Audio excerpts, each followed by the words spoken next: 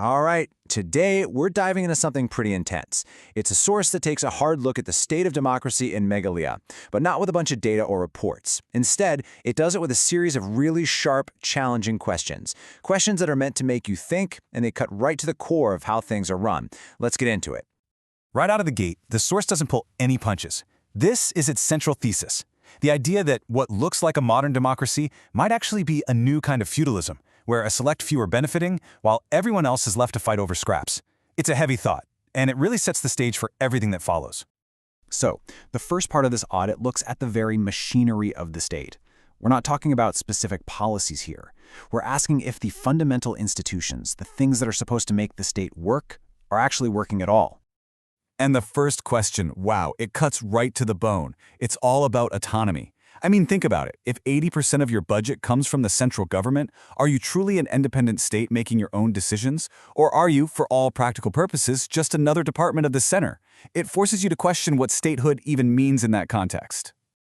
This next one is pretty sharp, isn't it? It points to a situation where the courts are constantly having to step in and make decisions that the government, the executive branch, should be making. The question is basically saying, if the elected government isn't doing its most basic jobs, why have it at all? You know, every healthy democracy needs a strong opposition. They're supposed to be the watchdogs, right? But this question is dripping with skepticism. It asks, is the opposition really trying to keep the government in check, or are they just, quietly waiting in line for their turn to be in power? And this one targets the very structure of how government is formed. In a coalition with so many parties sharing power, it can be really easy for everyone to point fingers at each other when things go wrong. So the source asks, has this system, which is meant to be more representative, actually become a perfect excuse for no one to take responsibility? So these questions about a crisis in governance aren't just abstract political theory. They lead to very real, very tangible consequences.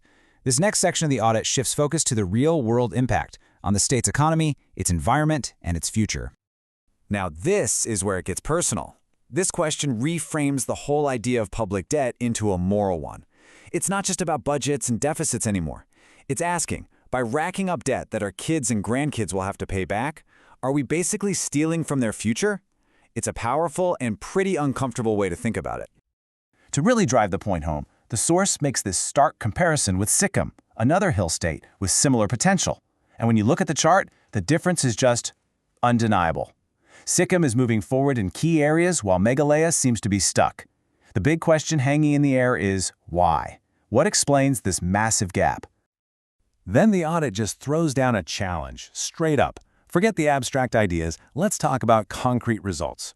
It's asking for just a single example of a major project in the last decade that hit all the marks, finished on time, didn't go over budget, and is actually working as it should be today. The challenge implies that finding even one might be difficult. This might be one of the most devastating questions in the whole audit, simply because of the incredible irony. We're talking about Meghalaya, one of the rainiest places on the entire planet. The very idea that people there could face water shortages is presented as the ultimate, undeniable proof of a fundamental failure in basic administration and resource management. Okay, so if the government is failing and the economy is struggling, the audit then turns its lens on everybody else. It starts asking, where are the other voices in society? Where's the pushback? This section explores this idea of a widespread public silence. And the first target is civil society. The source basically accuses it of a kind of double standard. It asks why groups are often so loud and passionate about what it calls emotional issues, which are often related to identity, but seems so quiet when it comes to fiscal theft, a very blunt term for corruption and the misuse of public money. This slide really highlights a deep contradiction the source points to. On one hand, the public message from the state's elite to young people is often, stay here, be an entrepreneur, build our state. But on the other hand, what's the private action? Their own children are often sent to study and live abroad. It really makes you question the sincerity of the advice being given. Next up, the media. The press is supposed to be the fourth estate, the watchdog holding power accountable. But this question raises a huge potential conflict of interest. Can a media organization really ask the tough questions and investigate the government if its financial survival depends on getting advertising money from that very same government? And this question gets to the very heart of that public silence we were talking about. Why aren't more people speaking out? Is it because they're generally content and things are fine? Or is it something much more chilling?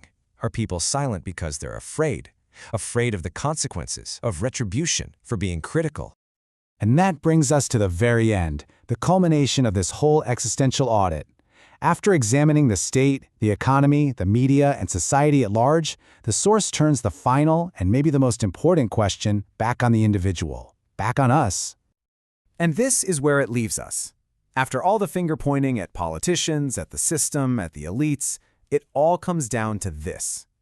What happens if we hear all of this, we know all of this, and nothing changes? The audit poses the ultimate, most uncomfortable possibility of all. That maybe, just maybe, the final problem is us.